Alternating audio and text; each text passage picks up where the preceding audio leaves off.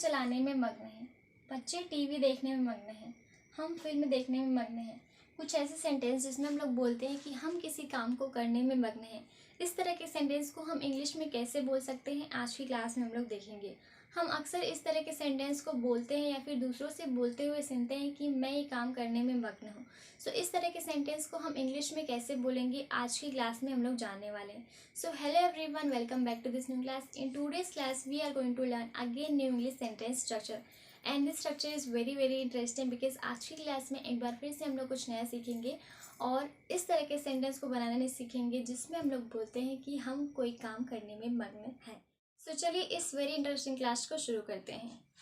आज की क्लास का सेंटेंस आप लोगों ने देख लिया कि किस तरह के सेंटेंस को हम आज की क्लास में डील करने वाले हैं। चलिए इस तरह के सेंटेंस को बनाने का स्ट्रक्चर क्या होगा ये देख लेते हैं। इस तरह के सेंटेंस को बनाने का स्ट्रक्चर होगा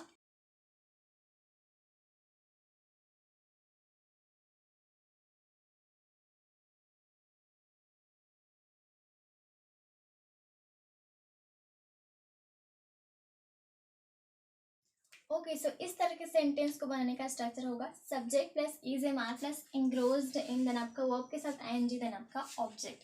चलिए सेंटेंस के थ्रू समझते हैं। वह फोन चलाने में मग्न है।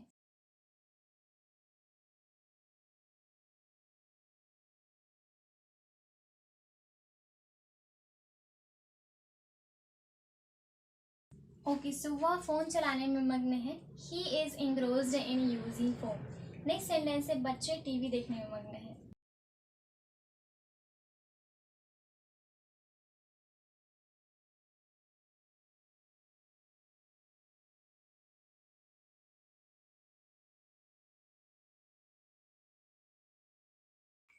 बच्चे टीवी देखने में मग्न हैं। Children are engrossed in watching TV. हम फिल्म देखने में मग्न हैं।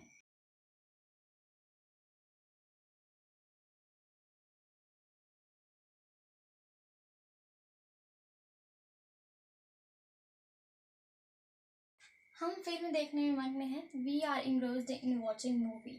ऑलराइट, सो यहाँ पर किसी चीज़ में मग्न होने के लिए हम यूज़ करते हैं engrossed का, यानी कि मग्न होने की इंग्लिश होती है engrossed। Alright, now let's read all the sentence once again. वह फ़ोन चलाने में मग्न है।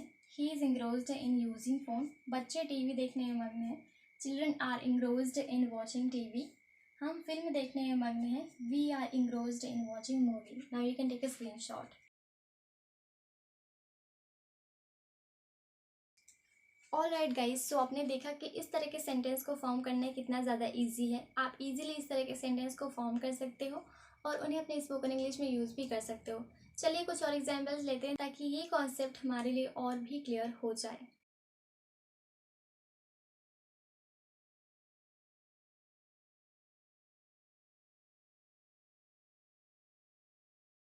All right guys, these are some extra examples, let's make it. पहला सेंटेंस है वह अपनी माँ से बात करने में मग्न है। नेक्स्ट है वह अपनी ही दुनिया में मग्न है। नेक्स्ट सेंटेंस है तुम खेलने में मग्न हो। चलिए इन सेंटेंस के इंग्लिश बनाते हैं। पहले सेंटेंस है वह अपनी माँ से बात करने में मग्न है।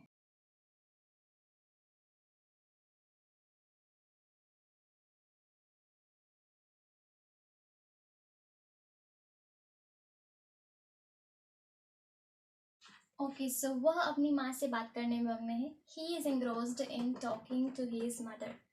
वह अपनी ही दुनिया में मग्न है।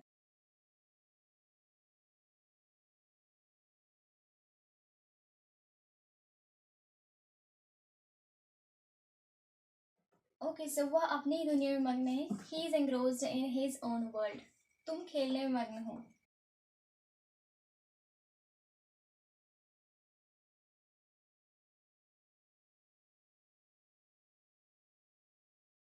तुम खेलने में मग्न हो। You are engrossed in playing. Now let's read all the sentence once again.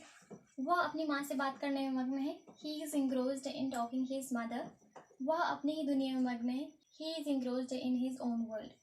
तुम खेलने में मग्न हो। You are engrossed in playing. Now you can take a screenshot.